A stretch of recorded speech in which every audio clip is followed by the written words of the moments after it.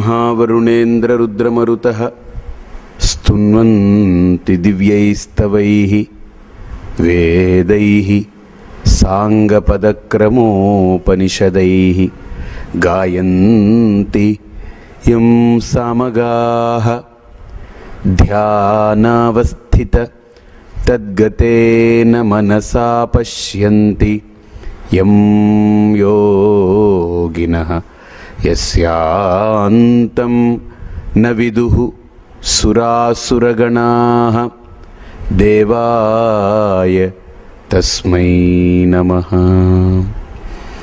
योऽन्तः प्रविश्य मम वाचमिमां प्रसुप्तां सञ्जीवयति अखिलशक्तिधरस्वधाम्ना अन्यांश्च हस्तचरणश्रवणत्वगादीन् प्राणान्नमो भगवते पुरुषाय तुभ्यम्।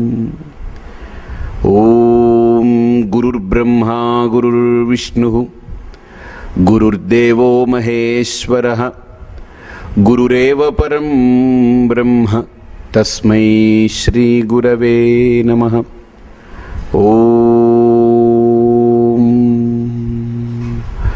कृते तु दक्षिणामूर्तिः त्रेतायाम् अत्रिनन्दनः द्वापरे भगवान् व्यासः कलो न शंकर स्मृतः। ओम दयानंद चरणौ मनसा स्मरामि दयानंद चरणौ शिरसा नमामि। ప్రకృతిలో వస్తువుని మనం చూస్తూ వస్తువుని ముట్టుకుంటున్నా వస్తువుని చూస్తున్నా. ఇప్పుడు చూడండి గులాబీ పువ్వు ఎంత బాగుందో అని అంటున్నాం కదా. మనం చేత్తో గులాబీ పువ్వును పట్టుకున్నాం, కళ్ళతో చూస్తున్నాం, వాసన కూడా పీల్చాం, అన్నీ చేశాం. కానీ నిజంగా అనుభూతి పొందే దగ్గర ఈ పువ్వు ఉండదు. ఫిజికల్గా ఉంటుంది ఈ పువ్వు. ఎక్కడ మనం అనుభూతి పొందుతున్నామో అక్కడ ఫిజికల్గా ఉంటుంది ఆ పువ్వు. చేతిలో బయటే ఉంటుంది, కానీ అనుభూతి పొందే దగ్గర భౌతికత పనికిరాదు. అలాగనే పరమాత్ముని కూడా భౌతికంగా అనుభవిద్దాం అనుకుంటే ఇదే సమస్య అవుతుంది. అనుభవించలేం. పరమాత్ముడికి భౌతికత ఆపాదించడం ఓకే, ఒక ఉపాసనకు ఉపయోగపడుతుందేమో, కానీ నా ఎదుగుదలకు సహకరిస్తుందేమో, కానీ జ్ఞాన మార్గంలో జ్ఞాన స్థితిలో పరమాత్మకు ఆ భౌతికతని అంగీకరించలేము. ఎందుకనంటే ఒక పువ్వుని మనం అనుభూతి పొందాలంటేనే, పువ్వుని మనం ఆస్వాదిస్తున్నప్పుడే చేతిలో ఉంటుంది పువ్వు. నేను అప్రిషియేట్ చేసే దగ్గర, నేను అనుభూతి పొందే దగ్గర, నేను ఆస్వాదించే దగ్గర, దీన్ని ఎక్కడైతే నేను అనుభూతి పొందుతున్నానో ఆ స్థాయిలో పువ్వు లేదు నాకు. ఈ పువ్వు ఇక్కడుంది తప్ప అక్కడ లేదు. అంటే నా అనుభవానికి భౌతికతకు చాలా దూరం ఉంది. కాబట్టి పరమాత్ముని కూడా భౌతికంగా అనుభవించాలనుకోవడం, భౌతికంగా చూడాలనుకోవడం, భౌతికంగా పొందాలనుకోవడం, అది కేవలం ఒక అల్పమైనటువంటి మంద మధ్యమ అధికార స్థాయికే. కానీ ఉత్తమ స్థితిలో ఉత్తమ అర్హత కలిగి ఉన్నటువంటి, అధికారిత్వం కలిగి ఉన్నటువంటి వ్యక్తికి పరమాత్ముని ఒక భౌతికంగా, ఒక ఔపాధికంగా దాని ఏదో పొందాలని అనుకోడు. ఈశావాస్యం ఇదం సర్వం వాసుదేవ సర్వమితి. ఈశావాస్యమిదం సర్వం. చూడండి ఉపనిషత్తులు అక్కడ ఏమన్నారు? ఈశావాస్యమిదం సర్వం అన్నారు. భగవద్గీతలో ఆయన ఏమన్నాడు? వాసుదేవ సర్వమితి అన్నాడు. అంటే అక్కడ ఈశావాస్యమిదం సర్వం అన్నారు కాబట్టి ఈశ్వరుడు అంటే శివుడు అంతా ఉన్నాడని, ఇక్కడ వాసుదేవ సర్వం అన్నాడంటే ఇక్కడ అంతా కృష్ణుడు అంతా ఉన్నాడని. ఇది కాదు, మళ్ళీ అలా తీసుకోకూడదు. అక్కడ ఈశ శబ్దానికి పరమాత్మ అని అర్థం, వాసుదేవ శబ్దానికి కూడా పరమాత్మ అని అర్థం. వసు అంటే వసతీతి, వసు అంటే వసించేవాడు. ఎక్కడ? అంతటా వసించి అన్నిటినీ ప్రకాశించేవాడు. వాసుదేవ శబ్దానికి అర్థం ఏంటి? అంతటా దాగి ఉండి, అంతటా నిండి నిబిడీకృతమై అన్నింటినీ వెలుగొందించేవాడు, అన్నిటికీ ఆవాసమై ఉన్నవాడు వాసుదేవుడు. వాసుదేవ సర్వమితి స మహాత్మా సుదుర్లభ. ఇప్పుడు నేను పరమాత్ముని అంతటా చూడడానికి నాకు ఆ శక్తి లేదు. అన్నీ పరమాత్మమయమై ఉంది, పరమాత్ముడే తప్ప రెండవది లేదు అంటే బ్రహ్మ సత్యం అనేటువంటి ఆ సిద్ధాంతానికి నేను చేరుకునే అంత అధికారిత్వం నాలో లేదు, ఆ స్థితి నాకు లేదు. కాబట్టి ఇక్కడ విభూతి యోగంలో 10వ అధ్యాయంలో పరమాత్మ ఎందుకు 10వ అధ్యాయాన్ని ప్రారంభిస్తున్నారు అని అంటే, ఆ స్థాయిని పొందడానికి ప్రాథమికంగా ముందు పునాది వేస్తూ ఈ ప్రకృతిలో ఏది శ్రేష్టమైనటువంటి ఉన్నాయో వాటిని చూడు. దాంట్లో ఆ శ్రేష్టత్వం ఉంది కదా, ఆ తేజస్సు ఉందిగా, ఆ శక్తి ఉందిగా, ఆ ఒక అద్వితీయమైనటువంటి ఒక ఆకర్షణ ఉందిగా. అది దానిది కాదు. ఎందుకనంటే ఇప్పుడు ఈ పువ్వు చాలా గొప్పది, అబ్బా ఎంత బాగుందో గులాబీ పువ్వు అంటున్నాం. ఎల్లుండి మాట అంటారా దీన్ని? అనరే. ఈరోజు ఎంత బాగుందో అన్నారు, ఎల్లుండి దీన్ని అసలు పట్టించుకోరు, బయట పడేస్తారు చెత్త కుప్పలో. ఎందుకని చెప్పండి? వాడిపోయింది. గుర్తుపెట్టుకోండి, ఒక చిన్న మాట మీకు ఇప్పుడు ఒక అవగాహన మీకు కలిగిస్తాను. ఇదే ఎప్పుడు కూడా నేను ఒక మాట అంటాను, భగవంతుణ్ణి దర్శనం చేసుకున్నారా అని అంటే, అయ్య బాబా ఎంత బాగా దర్శనమైందో, అలా 5 నిమిషాలు అలా దర్శనం చేసుకున్నామంటారు. అంటే దర్శనం కళ్ళతోటి చేస్తాం, కానీ భగవంతుణ్ణి దర్శనం చేసుకోవడం కాదు కావాలి, భగవంతుడి పట్ల దార్శనికత కలిగి ఉండాలి. దర్శనం చేయడం వేరు, దార్శనికుడు అవ్వడం వేరు. దార్శనికుడు అంటే పరమాత్మ యొక్క తత్వాన్ని లోతుగా గుర్తించగలిగిన వాడు దార్శనికుడు. దర్శనం చేసుకోవడం అంటే ఇప్పుడు గోడను చూశాను, ఫ్యాన్ చూశాను, దాన్ని చూశాను, దీన్ని చూశాను, ఇలా వస్తువుల్ని చూసినట్టుగా భగవంతుని కూడా చూడడం దర్శనం చేసుకోవడం. కానీ దార్శనికత అంటే వాస్తవాన్ని గుర్తించడమే దార్శనికత. వస్తువుని చూడడం దర్శనం, వాస్తవాన్ని గుర్తించడం దార్శనికత. అర్థమైందే? ఇప్పుడు మీకు ఒక దార్శనికత, ఒక అవగాహన చూడండి. ఈ పువ్వు ఎంత బాగుందో అన్న, మళ్ళీ ఎంత బాగుందో అన్న మనమే ఎల్లుండి ఈ పువ్వుని తీసుకెళ్ళి చెత్త కుప్పలో పడేస్తాం. ఎందుకు పడేస్తున్నా? ఎంత బాగుందో అన్నదాన్ని ఎందుకు పడేస్తున్నా చెప్పండి? వాడిపోయింది. అంటే బాగుంది అన్న అంశం ఏదైతే ఉందో, దేన్ని చూసి బాగుంది అన్నానో ఆ ఆకర్షణ, ఆ ఆస్వాదన ఇప్పుడు లేదు. అంటే ఇప్పుడు లేదంటే అది దాంది కాదు. ఒకప్పుడు ఉండి ఇంకొకప్పుడు లేకపోవడం అంటే అది దాంది కాదు. అర్థమైందే? ఇప్పుడు మన ఇంట్లో కరెంటు వైర్లు అన్నీ పెట్టుకున్నాం కాబట్టి కరెంటు కట్ వచ్చింది అనుకోండి, ఎందుకండి నా ఇంట్లో కరెంట్ అండి, కరెంటు కట్ కాకూడదండి అని అంటామా? వైర్లు వేసుకున్నంత మాత్రాన కరెంటు నీది కాదు, ఎవరిది? గవర్నమెంట్ వాళ్ళది. వాళ్ళు ఇస్తే నీకు వస్తుంది, వాళ్ళు తీసేస్తే నువ్వు ఎన్ని వైర్లు, ఎంత పటిష్టమైన వైర్లు వేసుకున్న కరెంటు వస్తుందా? లేదు. కరెంటు వైర్లు నువ్వు వేసుకున్నామేమో కానీ కరెంటు నీది కాదు. అలాగనే ఈ ప్రకృతిలో ఇది ఒక పదార్థం, కానీ దీంట్లో ఆకర్షణ, దీంట్లో ఆనందము, దీన్ని ఆస్వాదించగలిగేటువంటి శక్తి, రూపము, సౌందర్యము, దీంట్లో గుణము, ఇవన్నీ దీనిది కాదు. ఇది పరమాత్మది, ఇది ఇవ్వబడ్డది. ఇది వాడిపోతుంది ఒకప్పుడు, అది పోతే ఇది వాడిపోతుంది. ఇది వాడిపోతే ఎవడం పట్టించుకోం, తీసుకెళ్ళి చెత్త కుప్పలో ఎక్కిస్తాం. అబ్బా పరిపూర్ణానంద ఎంత బాగా చెప్తారో, ఎంత ఇదో అంత. ఎప్పటి వరకు? వాడిపోకుండా ఉన్నంత వరకు. వాడిపోతే ఎన్ని రోజులు పెట్టుకుంటాం? ఒక పూట, 2 పూటలు. తర్వాత అందరూ వచ్చారండి, చూడవలసిన వాళ్ళందరూ వచ్చారండి బాబు, ఏదో చేసేద్దాం.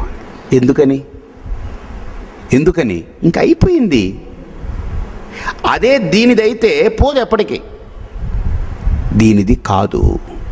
అది దేనిదై ఉండాలి? పరమాత్మది. అర్థమైందే? అందుకనే ఇక్కడ శ్రీకృష్ణ పరమాత్మ చాలా అద్భుతంగా 10వ అధ్యాయంలో విభూతి యోగము అని మొదలుపెట్టారు ఆయన. ఏం పేరుది?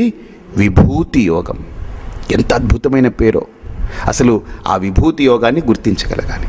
అందుకనే ఇక్కడ మనం పదార్థాన్ని చూసి పదార్థం వరకు ఆగిపోకుండా దాంట్లో సౌందర్యము, దాంట్లో ఆకర్షణ, దాంట్లో ఒక శక్తి, దాంట్లో ఒక తేజస్సు, దీనన్నిటినీ కూడా మనం అప్రిషియేట్ చేస్తాం, ఆస్వాదిస్తున్నాం.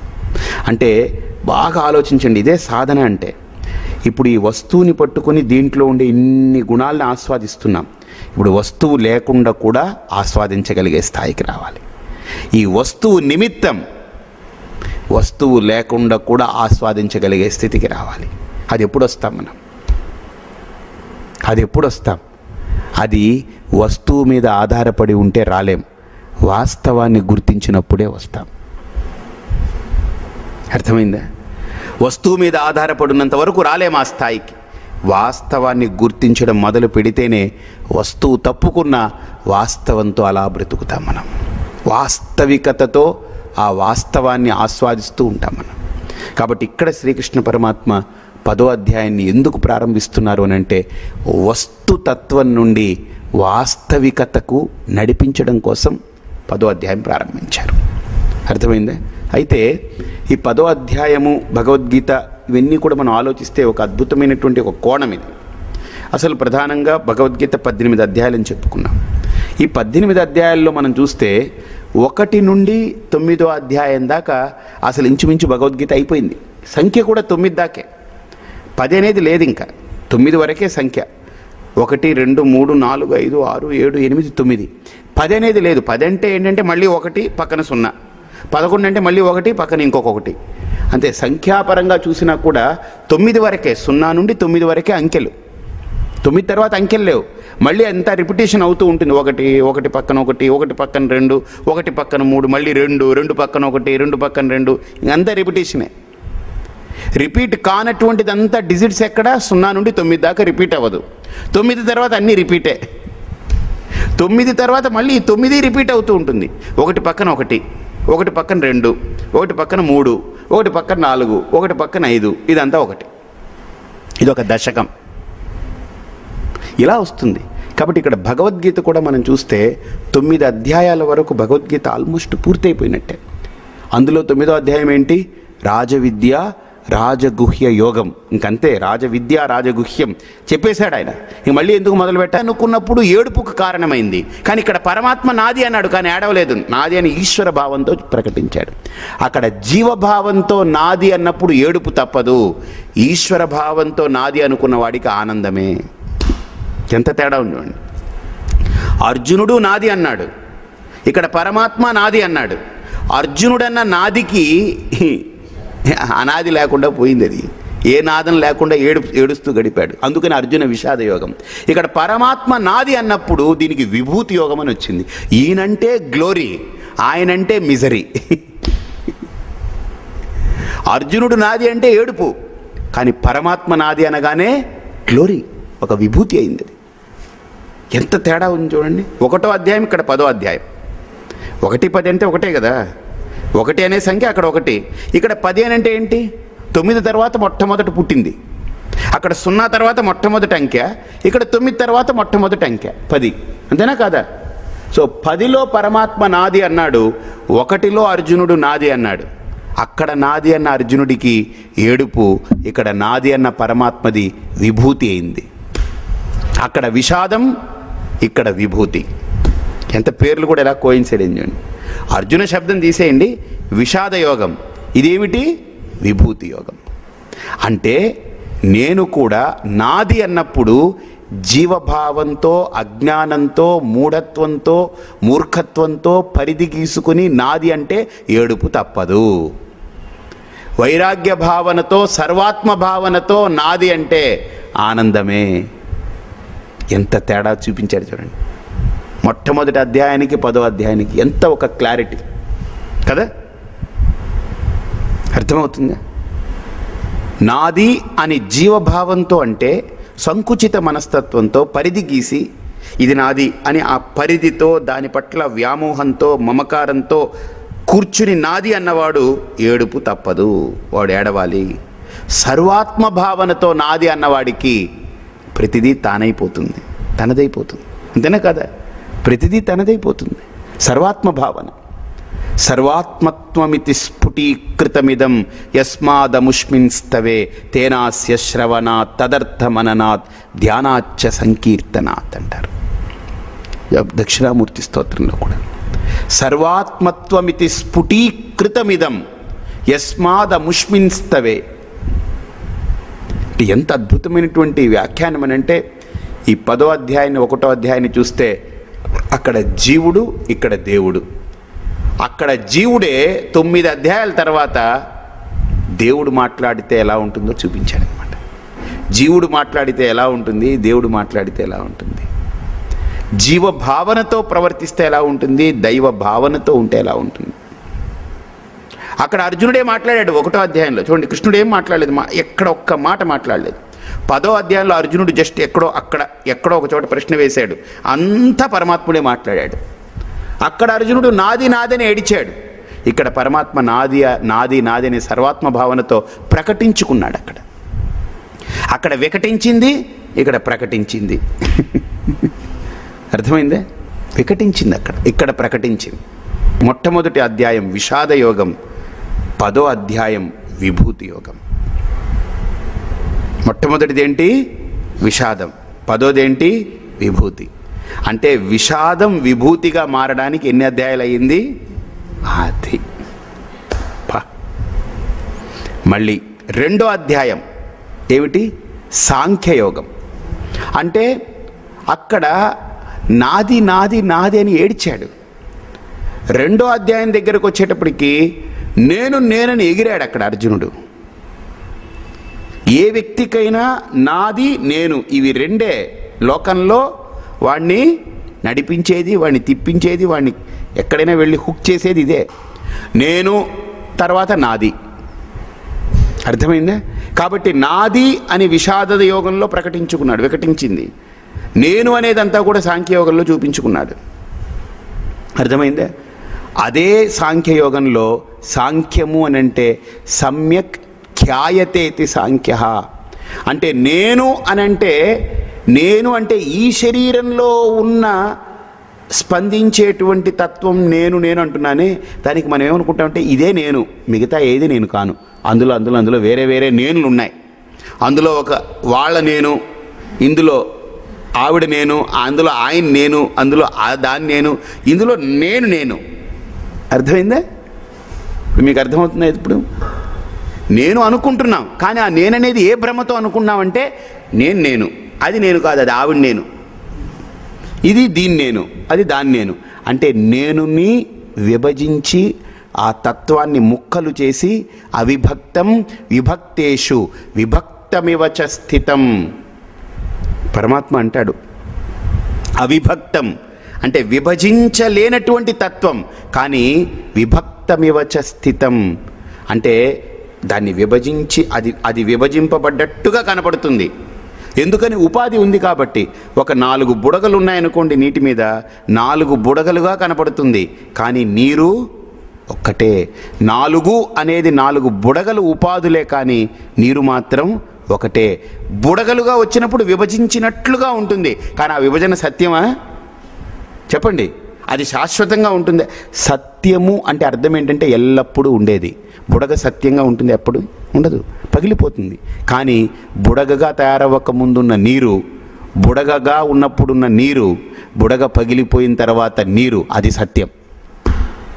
కాబట్టి తాత్విక స్థితిలో మనం గుర్తించినప్పుడు నేను అనేది ఇక్కడ ఈ ఉపాధితో వ్యక్తమైన, ఆ ఉపాధితో వ్యక్తమైన, ఈ ఉపాధితో వ్యక్తమైన ఉపాధులు వేరవుతున్నాయేమో, కానీ సత్యము కాని ఉపాధుల్ని గుర్తుపెట్టుకొని నేను విభజింపబడ్డట్టుగా అనుకుంటే ఆ నేనుకి కూడా జ్ఞానము కలగలేదు. నేను అంటే చాలామంది ధ్యానం చేసి, ఏవండి నేను చాలా బాగా మంచి మెడిటేషన్ చేసండి, నేను అనే ఆ ఆత్మభావనతో ఉన్నానండి. ఆత్మభావనతో ఉంటే ఏమైంది? ఇప్పుడు నాకు బాగా అర్థమైపోయిందండి, నేను ఈ దేహం కాను, ఆత్మ అని తెలుసుకున్నానండి. బాగుంది. మరి మీరెవరండి? అదండి, అది సుబ్బారావు ఆత్మ అండి. ఇదండి, ఇది లక్ష్మి ఆత్మ అండి. ఇదండి, ఇది సుభద్ర ఆత్మ అండి. ఇది బలభద్ర ఆత్మ అండి. ఇదేంటిది? ఇన్ని ఆత్మలు ఎక్కడుంటాయి? అంటే వీడికి ఏంటనంటే ఒకటి అర్థమైంది ఏంటంటే, కొంతవరకే అర్థమైంది ఏంటనంటే నేను దేహం కాను, నేనేదో ఒకటి వేరే, అంతవరకే అర్థమైంది. కానీ నేనయ్యున్నది అర్థం కాలేదు ఇంకా. ఇంతవరకు దేహమే నేను అనుకున్నవాడు ఇప్పుడు దేహాన్ని దాటాడు, కానీ నేననేది ఏమిటో వాడికి అర్థం కాలేదు. అర్థం కాకపోవడం వల్లనే ఇందులో నేను ఒకడు ఉన్నాను, అందులో ఒక నేనుంది, అందులో ఒక నేనుంది, కానీ అందరూ నేనంటున్నా ఎవడి నేను వాడిదే. మళ్ళీ అంతా నేను ఒకటి కాదు, ఎవడి నేను వాడిది. ఇప్పుడు ఇంట్లో పాయసం చేశారు, ఒక 5 లీటర్ల పాలు, కొంత బియ్యం అంతా వేసి, నెయ్యి వేసి అంతా వేసి ఒక పెద్ద గిన్నెలో పెట్టారు. గ్లాసులో పోసి పంక్తిలో వడ్డించారనుకోండి ఒక 20 మందికి, ఎవడి పాయసం వాడిదేనా కాదా? చెప్పండి. రామూర్తి గారు మీ పాయసం తాగలేదేమిటి అని అంటాం, కానీ రామూర్తి గారు నా పాయసం తాగలేదని అంటావా? చెప్పండి. ఏమయ్యా రామూర్తి, మీ పాయసం తాగండి, మీకు పెట్టాం పాయసం, మీదేది, మీ పాయసం అంటే మీది అనేది ఎందుకు వాడాం మనం? ఆ పాయసంలో రామూర్తి పాయసం, పరిపూర్ణానంద పాయసం, లేకపోతే లక్ష్మీ పాయసం, లేకపోతే సుబ్బయ్య పాయసం, అప్పయ్య పాయసం, కుప్పయ్య పాయసం ఉన్నాయా పేర్లు? నథింగ్. కానీ అది ఒక పాత్రలోకి పోసి పెద్ద గిన్నెలో నుంచి ఒక పాత్రలోకి తీసి ఆ పాత్ర నాకు పెట్టి నా దగ్గర పెట్టేస్తే అది ఏమైపోయింది? ఇంకా నా పాయసం. దానికి పేరు కూడా పెట్టాం, పరిపూర్ణానంద స్వామి పాయసం. అలా ఉండిపోయిందండి. అర్థమైందే? విజయ్ గారి పాయసం అలానే పెట్టేసిపోయారండి. అంటే విజయ్ గారి పాయసం అంటే ఏంటిది? నాకు అర్థం కావట్లేదు. ఇప్పుడు విజయ్ గారు అలా పోతూ ఉంటేనండి, ఏమిటో ఆవిడ వెంట్రుక అలా రాలి పడిపోయింది, విజయ్ గారు వెంట్రుక పడింది అనొచ్చు. అంటే మనం ఎంత స్థాయిలో ఆలోచిస్తున్నామనంటే, నా దగ్గర తెచ్చిపెట్టుకుంటే నాదే, ఇంకా అది నాదే, ఇంక చచ్చినా. అప్పుడు పక్కన అంటారు, రే నా పాయసం ముట్టుకుంటే పనికిరాదు, కొట్టేస్తా. పిల్లలకి డబ్బాలో బిస్కెట్లు ఉంటాయి, మీరు గుర్తించారో లేదు తెలియదు. డబ్బాలో బిస్కెట్లు ఉన్నంత వరకు వీళ్ళు కొట్టుకోరు.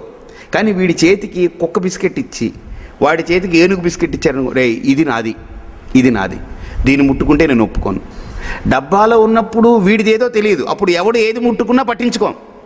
కానీ ఒకసారి వాడి చేతికి వచ్చిన తర్వాత అది నాదనుకుంటాడు. అలాగనే మనం కూడా ఈ దేహాన్ని ధరించి ఇక్కడ ఏదో కొన్ని వస్తువులు, కొంతమంది వ్యక్తులను పెట్టుకుని నాది నాది నాది నేను అంతే. ఈ అల్పభావనతో బ్రతుకుతున్నాం. సరైన జ్ఞానం లేదు. అందుకని అక్కడ సాంఖ్యయోగం పెట్టారు 2వ అధ్యాయంలో. ఇక్కడ ఏం చేశారు? అక్కడ 2, ఇక్కడ ఎన్నో అధ్యాయం? 1కి 10 అని చెప్పుకున్నాం. 2వ అధ్యాయానికి ఏమిటి? 11. 11 అంటే సంఖ్య ఎంత? 1 + 1 ఎంత? 2. మళ్ళీ ఇక్కడ ఏం పెట్టారనంటే విశ్వరూప సందర్శన యోగం పెట్టారు. ఒరే నేను అనంటే ఈ శరీరంలో ఉన్న నేను మాత్రమే నేను కాదు, విశ్వమే తానై ప్రకాశిస్తూ ఉంది. అంతర్బహిశ్చ తత్సర్వం వ్యాప్య నారాయణ స్థితః అనంతమవ్యయం కవిగుం సముద్రేంతం విశ్వశంభువం.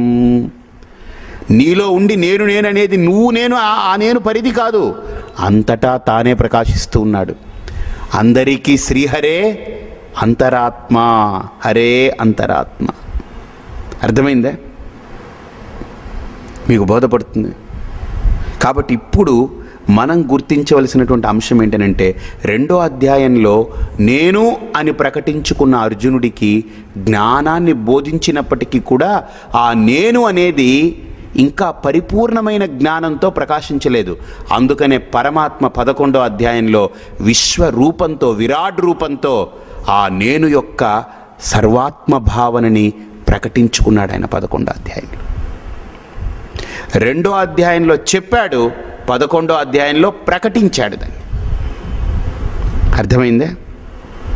ఇప్పుడు 3వ అధ్యాయం ఏమిటి? దానికి పేరు కర్మయోగము అని పేరు. 1వ అధ్యాయం విషాదయోగం, 2వ అధ్యాయం సాంఖ్యయోగం, 3వ అధ్యాయం ఏంటి? కర్మయోగం. కర్మయోగం అంటే ఏంటి? ఎంత అద్భుతంగా చెప్పారంటే కర్మయోగంలో ఒకటే మాట చెప్పారు, కర్మణి ఏవ అధికారస్తే మా ఫలేషు కదాచన. అంటే నువ్వు పరమాత్మ భావనతో చేసే ప్రతి కర్మ కూడా కర్మయోగమైపోతుంది. జీవభావనతో నా కోసం నేను బ్రతకాలి, ఈ కర్మ నాకు ఫలం కావాలని కొని చేస్తే అది కేవలం కర్మగానే ఉండిపోతుంది. అక్కడ నీకు ఆ యోగ బుద్ధి లేదు. The attitude of సరెండరెన్స్. అర్థమైందా? ఏ కర్మ చేసినా అది ఈశ్వర భావనతో చేస్తే ఆ కర్మ ఏమైపోతుంది? కర్మయోగం అవుతుంది. అదే భక్తి నిజంగా. That is a discovering Ishwara in every karma. That is కర్మయోగం. అంటే నేను ఒకరితో మాట్లాడుతున్నాను అనుకోండి, అవతల వ్యక్తిని నేను పరమాత్మగా భావిస్తే నా మాట ఎలా అయిపోతుంది? ఏమండి బాగున్నారా, ఎలా ఉన్నారు, ఏమిటని అడుగుతాను. ఇప్పుడు అవతల వ్యక్తిలో నాకు ఆ దైవ భావన కలగలేదనుకోండి, అంటే అవతల వ్యక్తిలో కలగాల, లేకపోతే నాలో ఆ వ్యక్తి పట్ల కలగాల? అంటే అవతల వ్యక్తిలో దైవం ఉందా లేదా అనవసరం, నాలో దైవ భావన ఉందా లేదా, దట్స్ ఇట్. అంటే నాకు రాక్షసుణ్ణి చూసినా నాలో ఆ దైవ భావనే ఉంటుంది.